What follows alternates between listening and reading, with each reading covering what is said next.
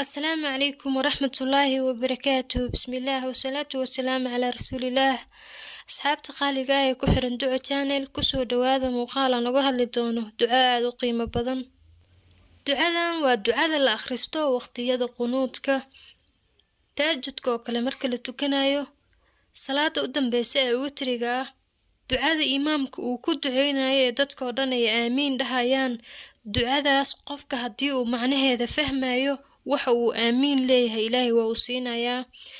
sidoo kale waqtiyada dadka ay saas u kulansan yihiin oo Ilaahay u baryayaan ay aamiin wada leeyihiin, dadkaas oo dhan eber ma wada ahaan waxaa laga yaabaa inay ku jiraan dhowr qof, hadiiba 10 qof, 20 qof, 5 qof, 3 qof oo ducadooda ay aqbal tahay, dad uu Ilaahay jecel yahay inay dadkaas ku jiraan ay u badan tahay weliba tiro ah.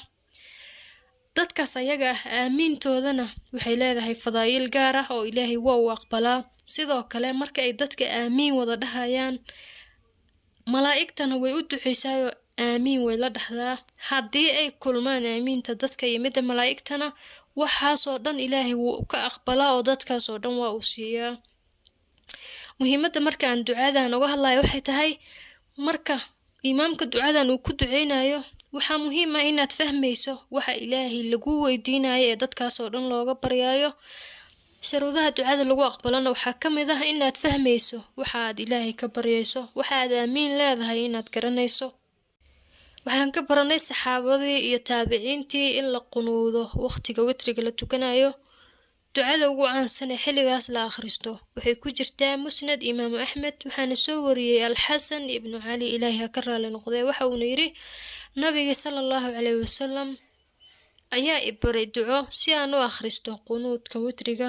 ducadana waa tan: Allahumma ihdina fi man hadayt, Allow na hanuuni sida aad u hanuunisay dadka hanuunsan, wa caafina fi man caafayt. marka la soo gaaro ereyga al-caafiya, luqadahan kale oo dhan turjinkiisa way ku adag tahay, sababtoo ah waa erey luqadda Carabiga macnooyin badan isku haysto. waxaa la soo wariyay in Al-Cabbaas oo ahaa rasuulka sallallahu alayhi wasallam adeerkiis uu maalin u yimid oo ku yiri nabi Allow i bar duco. markaas ayaa waxa uu yiri waxaad dhahdaa Allahumma inni as'aluka al-caafiya.